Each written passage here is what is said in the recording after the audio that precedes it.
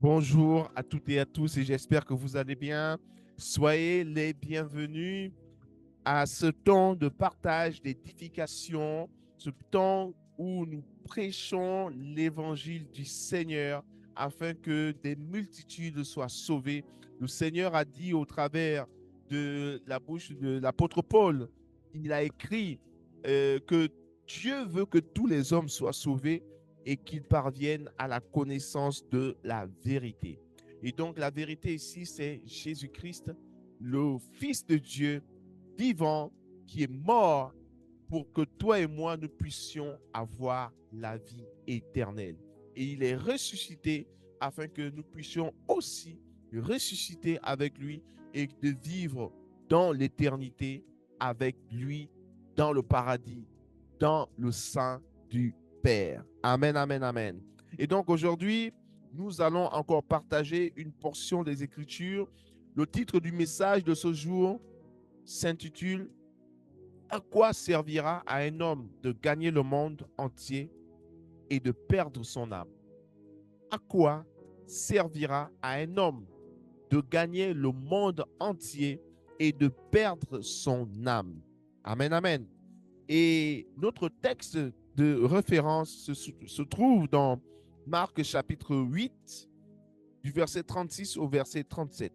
C'est le Seigneur Jésus-Christ qui parle. Il dit, que sert-il à un homme de gagner tout le monde s'il perd son âme?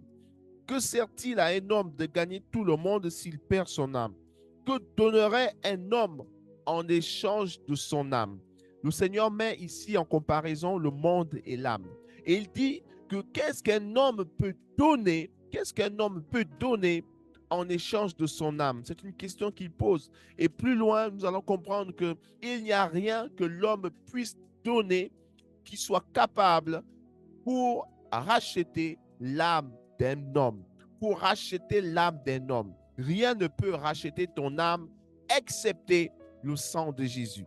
Excepté le sang de Jésus. Voilà pourquoi il est écrit que nous n'avons pas été rachetés par des choses périssables, corruptibles de ce monde, mais c'est par le sang précieux de Jésus-Christ de Nazareth que nous avons été rachetés. Nous avons été donc rachetés par le sang de Jésus, qui est un sang pur, qui est un sang parfait, qui est un sang glorieux, qui est un sang sans péché, sans défaut, sans un sang, oui, un sang par lequel nous avons reçu la vie éternelle, le sang qui a pardonné et purifié tous nos péchés, le sang du Fils de Dieu, le sang du Fils unique de Dieu qui a été donné en sacrifice afin que toi et moi, nous puissions avoir la vie éternelle. Car il est écrit que quiconque croit en Jésus-Christ a la vie éternelle. Quiconque croit en Jésus-Christ a la vie éternelle. Et la vie éternelle, c'est qu'ils te connaissent, toi, le véritable Dieu, et celui que tu as envoyé, Jésus-Christ de Nazareth, le Fils de Dieu. Et donc, la première des choses que nous pouvons comprendre ici, c'est que à quoi servira à un homme d'obtenir tout l'argent du monde et de perdre son âme? Vous pouvez obtenir tous les trésors de cette terre, tous les biens. Admettons que l'on vous donne toutes les réserves des banques mondiales. Cela ne vous accordera pas la possibilité de racheter votre âme. Parce que la valeur de toutes les réserves d'or des banques du monde entier ne peuvent absolument pas racheter votre âme. Et voilà pourquoi le Seigneur dit, qu'est-ce que cela vous sert? À quoi cela vous sert-il si vous avez toutes ces richesses, tous ces trésors et que vous perdiez votre âme? Et que vous perdiez votre âme. Parce qu'un jour, vous finirez par quitter la terre. Le corps que vous et moi, nous avons aujourd'hui, il est poussière.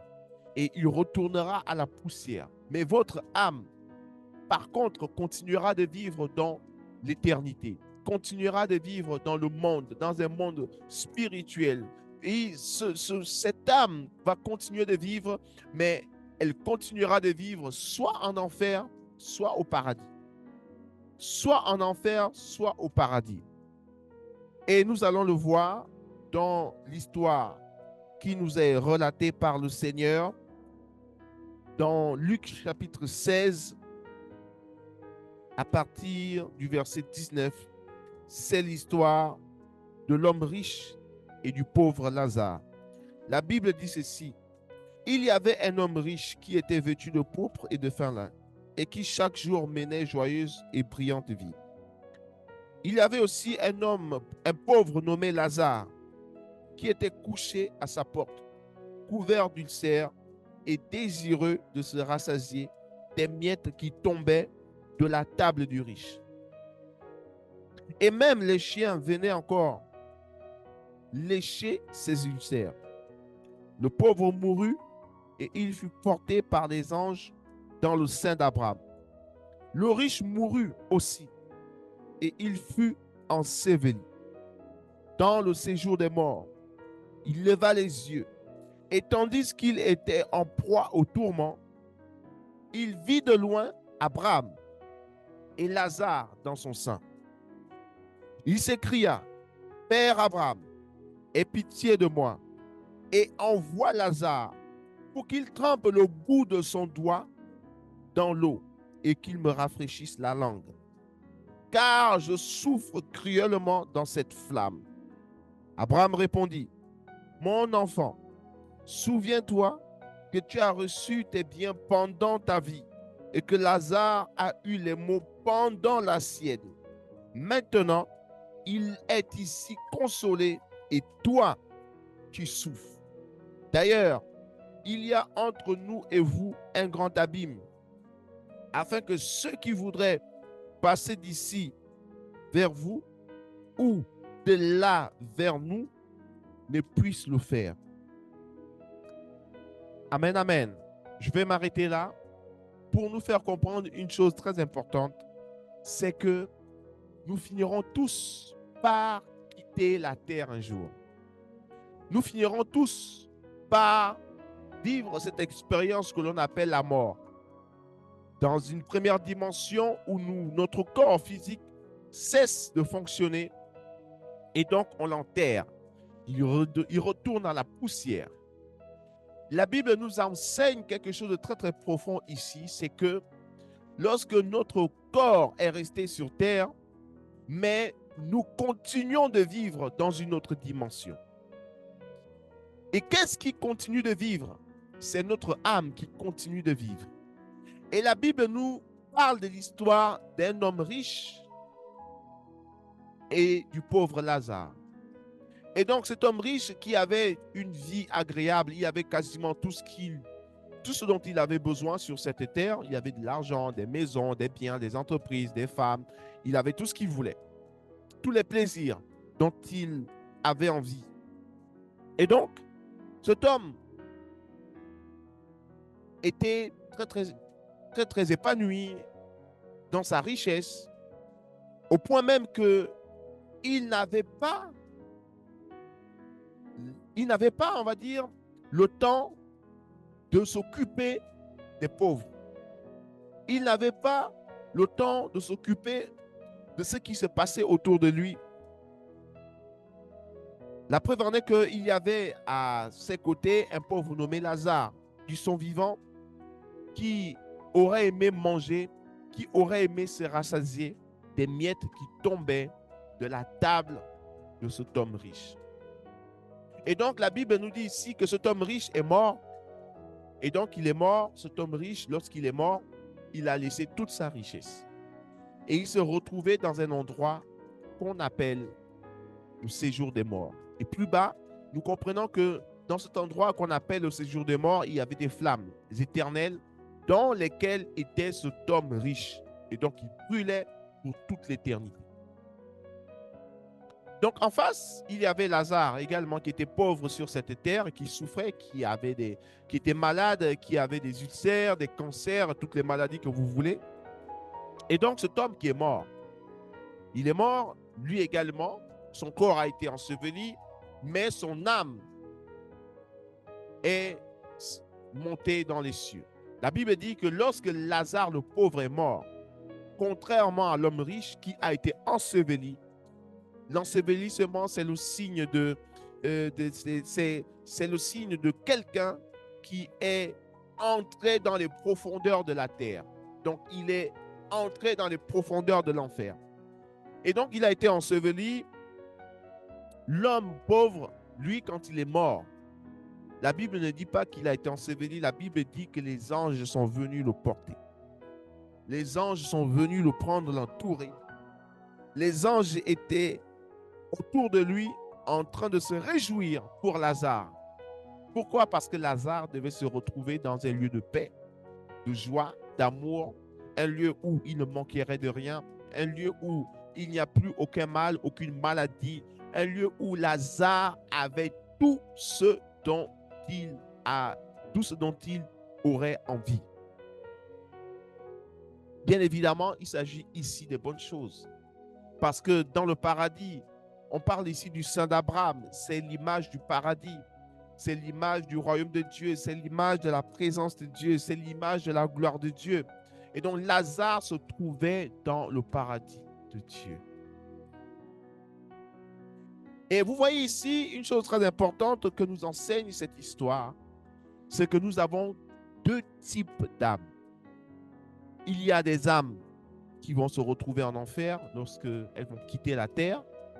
Et il y a en face un autre type d'âme qui se retrouvera au paradis après avoir quitté la terre. La question est, où ira ton âme?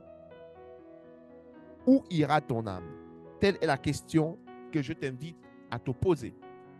Où ira ton âme lorsque tu quitteras la terre? Lorsqu'on fera tes funérailles. Lorsqu'on fera tes funérailles, tes obsèques, on va t'enterrer, on va faire tout ce qu'il faudra, on va chanter pour toi, on va faire tes éloges, on va raconter ton histoire. On se souviendra de toi. Mais dans ton être intérieur, sais-tu où ira ton âme? Ou encore, qu'est-ce que tu dois faire pour que ton âme ne se retrouve pas dans les flammes éternelles? Pour que ton âme ne se retrouve pas en enfer. Il y a quelque chose que tu dois faire. Il y a quelque chose que tu dois faire. Et c'est ce que je vais te partager maintenant.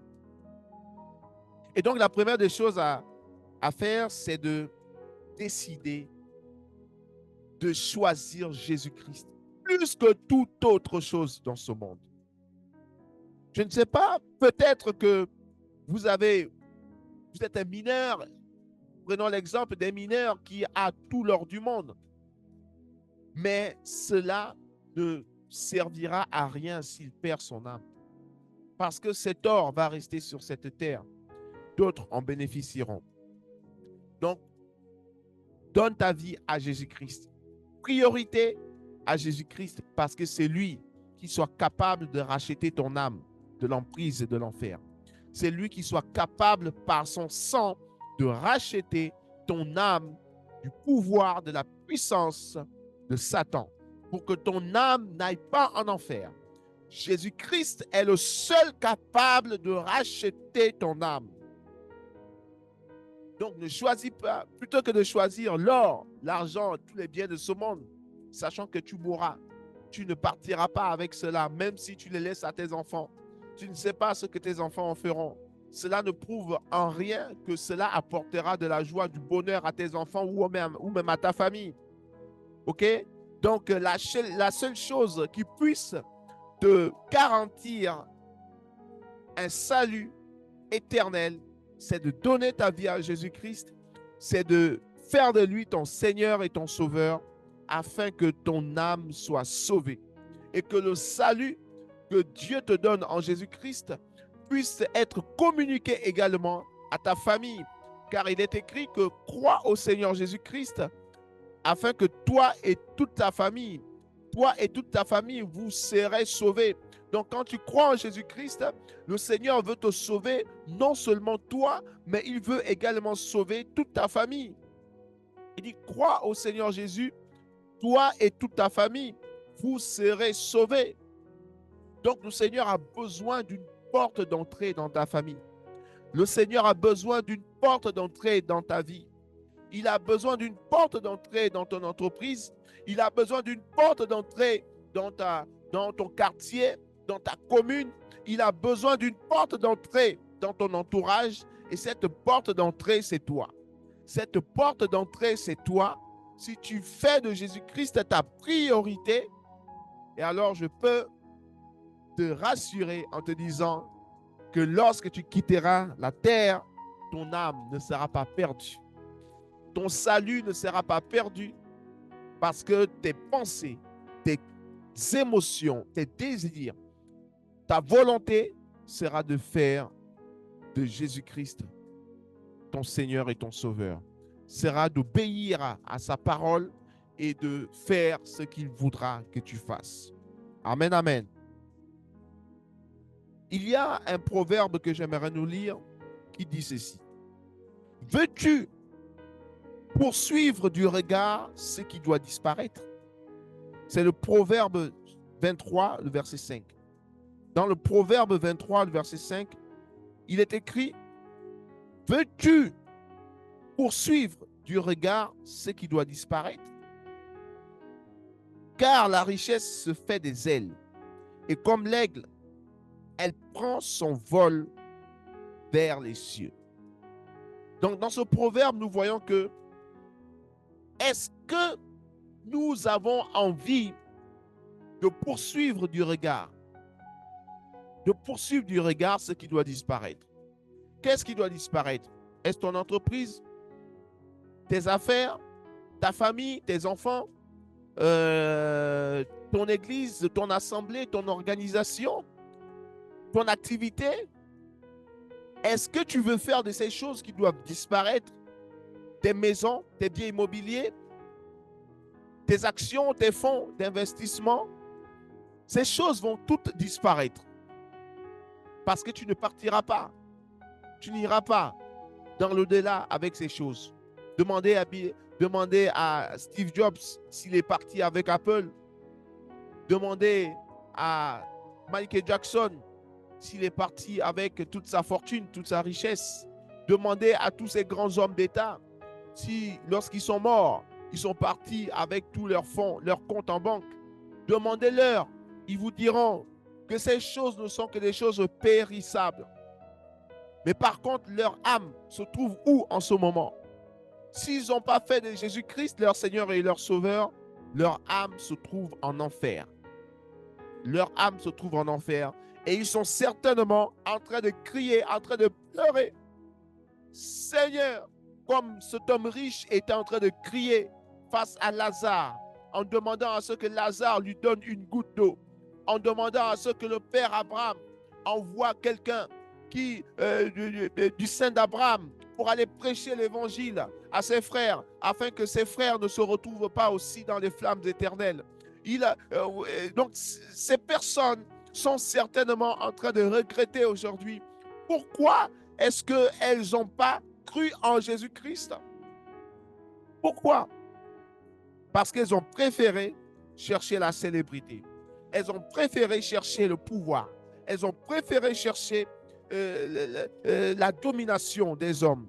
Elles ont préféré des choses de ce monde plutôt que de sauver leurs âmes. Il y a un autre proverbe qui dit, dans le proverbe 27, verset 24, qui dit, « Car la richesse ne dure pas toujours, ni une couronne éternellement. » Vous pouvez être riche aujourd'hui, mais sachez une chose, que cette richesse ne durera pas éternellement parce qu'un jour, vous finirez par partir de cette terre, par mourir, et vous vous retrouverez seul face à Dieu. Et à partir de ce moment, Dieu ne vous demandera pas combien de comptes en banque vous avez eu. Dieu ne vous demandera pas combien d'entreprises vous avez créées. Dieu ne vous demandera pas combien vous avez été influent sur cette terre. Oui, combien vous avez été célèbre. Combien d'albums vous avez écrits, combien d'albums vous avez composés. Dieu ne vous demandera pas combien de livres vous avez écrits. Dieu vous demandera, est-ce que vous avez marché sur le chemin qu'il avait tracé pour vous? Il vous dira que ce chemin, c'est Jésus-Christ. C'est lui qui est mort afin que votre vie, votre âme puisse être rachetée. Et à partir de ce moment, qu'est-ce que vous répondrez à Dieu? Qu'est-ce que vous répondrez à Dieu? À quoi servira à un homme de gagner tout le pouvoir du monde et de perdre son âme? À quoi servira-t-il, cher ami, de gagner tout le pouvoir de ce monde? Vous voulez être un grand évangéliste, un grand apôtre, un grand prophète, un grand pasteur. Vous voulez être un grand président, un grand entrepreneur. Vous voulez être un grand orateur. Vous voulez être un grand coach, un grand motivateur. Vous aspirez à des choses grandes, visibles, mais qui sont périssables. Qu'est-ce que vous voulez? Du pouvoir afin de dominer sur les nations, afin de dominer sur les autres, afin de dominer, oui, sur les organisations. Vous voulez que l'on mette votre nom en en tête de liste. Vous voulez que l'on cite votre nom dans toutes les bouches afin que vous sachiez que vous avez accompli quelque chose. C'est ça que vous voulez? C'est ça que vous voulez? La célébrité de ce monde, le pouvoir de ce monde. Dieu dit que à quoi cela vous sert-il si vous perdez votre âme? À quoi cela vous sert-il? Je me souviendrai de l'histoire de ce politicien qui était chrétien, qui avait commencé à croire, qui avait commencé sur la bonne voie et à un moment donné, il est rentré dans des activités politiques, il a commencé à, ce qui n'est pas mauvais, mais il a commencé à s'intéresser à la politique et au fur et à mesure qu'il était rentré dans la politique, son cœur s'éloignait de Jésus-Christ. Son cœur s'éloignait de Jésus-Christ. À tel point qu'il a fini par entrer dans les choses occultes. Il a fini par entrer dans les choses occultes et donc il n'était plus, il avait perdu toutes ses valeurs chrétiennes. Il avait perdu toutes ses valeurs. Il n'aimait plus le Seigneur Jésus-Christ parce qu'il avait tourné le dos à Jésus-Christ et qu'il s'était joint à des politiciens agressifs et méchants et à des pécheurs endurcis qui n'avaient aucune crainte de Dieu. Comme il est écrit que pas qu'il est écrit, oui, il y a une parole dans la Bible qui dit, je pense que c'est dans 1 Corinthiens 15, 33, qui dit que les mauvaises compagnies corrompent les bonnes mœurs. Et donc cet homme a été corrompu et qu'il est devenu un occultiste et il s'est donc détourné du Seigneur. Il est devenu un agent du diable et jusqu'à ce que cet homme va perdre son âme, il va finir par tomber malade et dans cette maladie, il finira par comprendre que le pouvoir qu'il recherchait et qu'il avait obtenu de certains hommes en étant dans la politique, ce pouvoir ne lui servira à rien parce que il était tombé malade, ce pouvoir ne pouvait ni le guérir, ni le rétablir. Ce pouvoir qu'il avait dans la politique l'avait tué, l'avait détruit. Et donc son âme était perdue parce qu'il s'était détourné de Jésus-Christ. Il s'était détourné de Jésus-Christ. Et donc il ne savait plus quoi faire. Et gloire se rendit à Dieu. On lui a prêché de nouveau la parole de Dieu. Et on lui a fait comprendre qu'il avait tourné le dos à Jésus-Christ et qu'il fallait qu'il se repente. Et donc il s'est repenti. Mais il était mort par la suite. Il était mort avec du regret. Il est mort avec du regret parce qu'il avait tourné le dos au Seigneur. Et voici une vie qui a été détruite par le diable. Voici une âme qui a été détruite par le diable à cause du désir d'obtenir la puissance, les choses, les richesses de ce monde. Cette âme a été détruite. Et donc, à quoi servira-t-il à une belle fille d'épouser le prince charmant et de perdre son âme. Vous êtes une belle fille, votre cœur bouillonne, brûle. Vous êtes prête à tout faire pour épouser un prince charmant.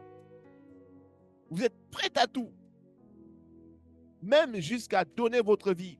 Pourquoi? Parce que vous voulez épouser une personne.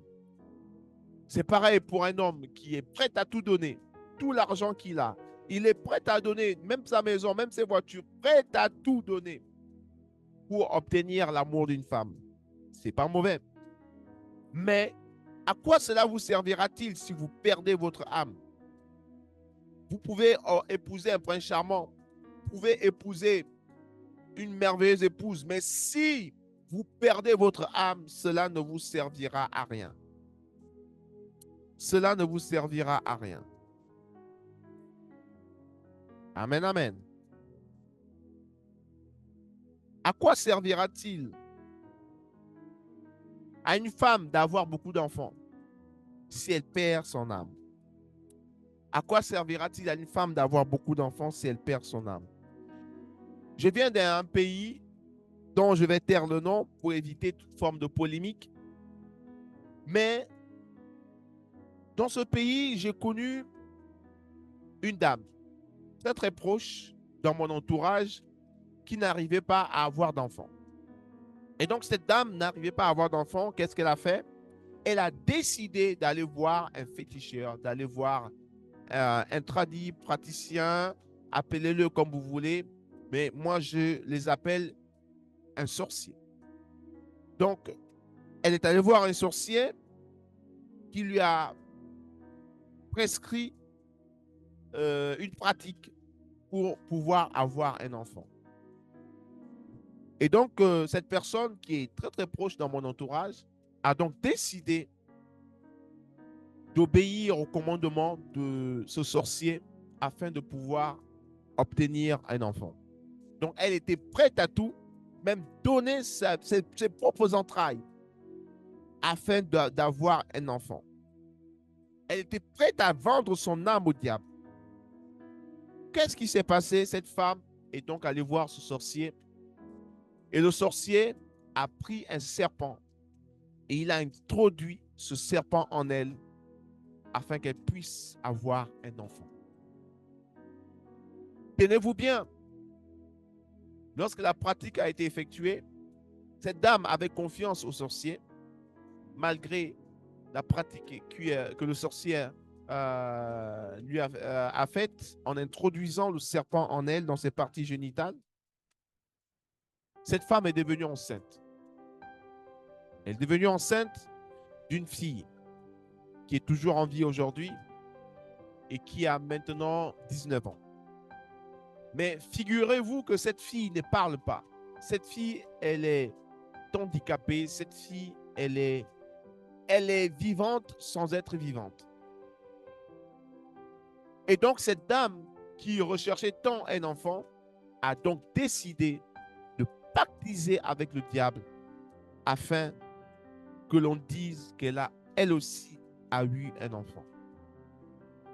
Vous voyez? Donc, en faisant ce pacte avec le diable par l'intermédiaire de ce sorcier, cette dame a décidé de vendre son âme au diable. Pourquoi? Parce qu'elle voulait simplement un enfant. Elle voulait simplement un enfant. Que sert-il à un homme de gagner le monde s'il perd son âme? Je prends un dernier exemple. Je prends un dernier exemple de quelqu'un. Prenons l'exemple aujourd'hui, on entend beaucoup parler sur certaines côtes maritimes, sur certaines mers, des individus, des personnes, des hommes et des femmes qui prennent le risque de traverser la mer, d'aller en Europe, peu importe les moyens, mais ils veulent aller en Europe de façon clandestine, de façon illégale et donc de façon clandestine. Ils veulent aller en Europe. Pourquoi? Parce qu'ils estiment qu'il y a un meilleur style de vie. il y a des meilleures conditions de vie en Europe par rapport à là où ils sont. D'autres sont en Afrique, d'autres viennent de certains pays, mais ils veulent venir en Europe. Peut-être parce que il y a plusieurs raisons, d'autres parce qu'il y a il y a la possibilité de se faire de l'argent afin de pouvoir aider sa famille, ou encore il y a plusieurs possibilités pour s'en sortir. Et donc, vous voyez que ces personnes vont donc prendre des risques, vont donc décider de mettre leur vie en danger afin de pouvoir obtenir la citoyenneté européenne. Et donc, d'autres vont nager, d'autres vont se cacher dans des moteurs d'avion, d'autres vont se cacher dans des endroits inimaginables dans un seul but, arriver en Europe et obtenir la citoyenneté européenne. Mais que sert-il à un homme d'obtenir la citoyenneté européenne et de perdre son âme? Parce que les hommes sont prêts. Les hommes sont prêts à faire des sacrifices pour obtenir de l'argent. Les hommes sont prêts à faire des sacrifices pour obtenir de l'or. Les hommes sont prêts à faire des sacrifices pour obtenir une maison, pour obtenir des biens, pour obtenir des entreprises. Des hommes sont prêts à faire des sacrifices pour acheter une voiture. Des hommes sont prêts à faire des sacrifices pour avoir un compte en banque bien garni. Des hommes sont prêts à faire des sacrifices pour avoir la célébrité. Des hommes sont prêts à faire des sacrifices, oui, pour être célèbre, pour être influent dans le monde entier. Des hommes sont prêts à faire des sacrifices pour être connus. Des hommes sont prêts à faire des sacrifices pour avoir un meilleur système social, pour avoir une meilleure santé. Des hommes sont prêts à faire des sacrifices pour avoir de quoi manger. Alors que toutes ces choses pour lesquelles l'homme est prêt à faire des sacrifices, la Bible dit que toutes ces choses sont périssables. La Bible dit que toutes ces choses sont amenées à rester sur cette terre, sachant que nous ne sommes pas appelés à vivre éternellement dans notre corps physique sur cette terre. Nous sommes appelés à retourner à la poussière, parce que ce corps est poussière et il retournera à la poussière. Et ton âme continuera de vivre. Donc soit ton âme continue de vivre en enfer, soit elle continue pour le paradis. Mais il arrive un temps où Dieu te demandera: pourquoi as-tu été capable de faire des sacrifices pour obtenir des choses périssables et non pas faire un sacrifice qui est simple, de croire simplement à Jésus-Christ, ton Fils bien-aimé, afin que tu puisses avoir la vie éternelle? Pourquoi n'as-tu pas été capable? Toi qui fais des sacrifices, toi qui es capable de mettre ta vie sur un plateau afin d'obtenir de quoi manger, pourquoi n'es-tu pas capable de laisser Jésus-Christ entrer dans ta vie? Pourquoi ne peux-tu pas laisser Jésus-Christ entrer en toi et de faire de lui ton Seigneur et ton Sauveur? De lui confier ta vie. Jésus-Christ ne te demande pas de l'argent. Il ne te demande pas un sacrifice. Il ne te demande pas, oui, ta maison. Il ne te demande pas de sacrifier ta femme, de sacrifier tes enfants. Il ne te demande pas de sacrifier tes frères et sœurs. Il ne te demande pas de vendre tous tes biens afin de pouvoir devenir célèbre. Il ne te demande pas de vendre ton âme au diable afin de devenir célèbre. Il ne te demande pas de ôter ta vie pour venir à lui. Tout ce que le Seigneur te demande, il dit: donne-moi ta vie. Laisse-moi entrer dans ton cœur pour te sauver. Laisse-moi entrer dans ton cœur pour te délivrer. Laisse-moi entrer dans ton cœur pour te guérir.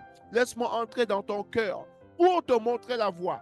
Pour te montrer la voie, afin que lorsque tu quitteras la terre, que ton âme n'aille pas en enfer, que ton âme n'aille pas dans les flammes éternelles, afin que tu ne finisses pas, oui, comme cet homme riche qui a fini en enfer, dans le séjour des morts. Mais Jésus-Christ te montre le chemin qui mène au paradis. Il montre le chemin qui mène au paradis. C'est lui le chemin qui mène au paradis. C'est lui le chemin qui mène au paradis. Jésus-Christ, il est le chemin qui mène au paradis. Il est le chemin qui mène au paradis. Il est le chemin qui mène à Dieu. Il est le chemin qui mène à la vérité. Il est le chemin qui mène à la volonté de Dieu. Il est le chemin qui mène à la perfection, à la sainteté. Jésus-Christ est le chemin qui mène à la puissance. Oui, lorsque tu donnes ta vie à Jésus-Christ, tu deviens un être puissant. Il te donne sa puissance, il te donne son esprit, il te donne sa puissance afin que tu puisses dominer sur toutes les œuvres du diable, afin que tu puisses dominer sur toutes les œuvres des ténèbres, afin que tu puisses dominer sur toutes les œuvres, oui, des ténèbres qui règnent ici-bas. Jésus-Christ te donne la puissance par son esprit lorsque tu le laisses entrer dans ta vie. Donc, arrête de te battre. Arrête de te battre pour des choses périssables. Donne ta vie à Jésus-Christ. Tourne ton dos à ces choses et donne ta vie à Jésus-Christ. Lorsque tu laisseras Jésus-Christ entrer en toi, il va t'aider. Il va s'occuper de toi. Il va te donner ce dont tu as réellement besoin. Il va pourvoir à tes besoins. Le psalmiste dit que l'Éternel est mon berger, je ne manquerai de rien. Lorsque tu donnes ta vie à Jésus-Christ, tu fais de lui ton berger et tu ne manqueras de rien. Tu ne manqueras de rien. Et lorsque tu donnes ta vie à Jésus-Christ, il y a une chose merveilleuse qui va se produire, c'est que ton âme est sauvée. Ton âme est sauvée. Ton âme est sauvée. Ton âme est sauvée. Je terminerai avec cette parole du Seigneur. Il dit, mieux vaut pour toi entrer dans la vie, n'ayant qu'un œil, que d'avoir 2 yeux et d'être jeté dans le feu de la gêne.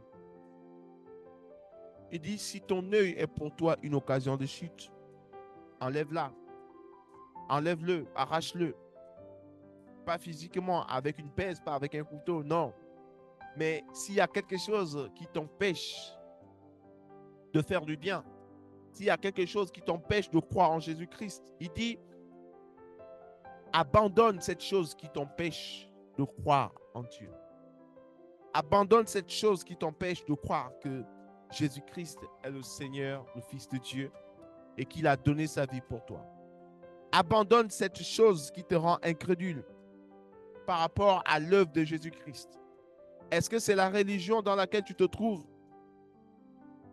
Est-ce que c'est cette pratique du péché qui t'empêche de croire en Jésus-Christ? Abandonne cette pratique. Abandonne cette pratique. C'est ainsi que Jésus-Christ dit, mieux vaut pour toi d'abandonner ce que tu fais maintenant, même si ça va créer un certain déséquilibre, ça va créer un certain manquement, un certain vide pour un moment. Ça peut vouloir paraître comme étant un handicap, mais vaut mieux pour toi paraître défaillant dans ce sens plutôt que de mourir dans la pratique de ce péché, plutôt que de mourir dans la pratique de cette œuvre que tu es en train de faire et qui te pousse à ne pas faire la volonté de Dieu. Cette œuvre qui te pousse à désobéir à Dieu. Le Seigneur dit qu'il est le chemin, la vérité et la vie. Nul ne vient au Père qu'en passant par lui. Que sert-il à un homme de gagner tout le monde entier s'il perd son âme? À quoi servira-t-il à un homme de gagner le monde entier et de perdre son âme? Tel était le titre du message de ce jour. J'espère que cette parole vous a béni.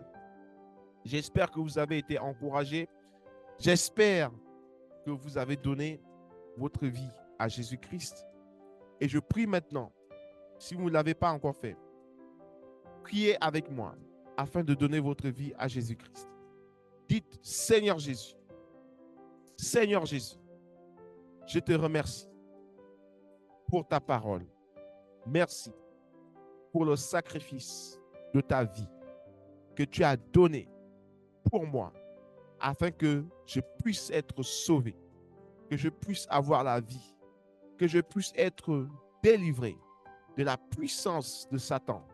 Merci Seigneur Jésus, parce que par ton sacrifice, par le sang qui a coulé, j'ai été guéri, j'ai été purifié, lavé de tous mes péchés. Je te remercie Seigneur Jésus, merci de m'avoir sauvé, merci de m'avoir délivré, merci de m'avoir guéri. Je te reçois comme mon Seigneur et mon Sauveur personnel. Viens dans ma vie. Je t'invite maintenant dans mon cœur et je fais de toi mon Seigneur et mon Sauveur dans le nom puissant de Jésus. Amen, amen et amen. Si vous avez fait cette prière, je vous dis félicitations et bravo parce que vous avez décidé de ne pas courir après les choses périssables et corruptibles de ce monde, mais vous avez décidé de suivre Jésus-Christ, de marcher selon les voies de Jésus-Christ. Et je vous garantis que le Seigneur ne vous abandonnera pas.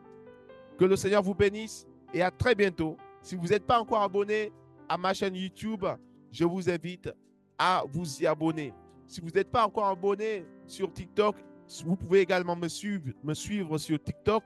Abonnez-vous, partagez également afin que nous puissions commencer à faire plusieurs activités lorsque nous aurions atteint un grand nombre d'abonnés. Que le Seigneur vous bénisse et restez connectés. Nous allons partager un prochain message demain par la grâce de Dieu. Que le Seigneur vous bénisse et à très bientôt. Au revoir.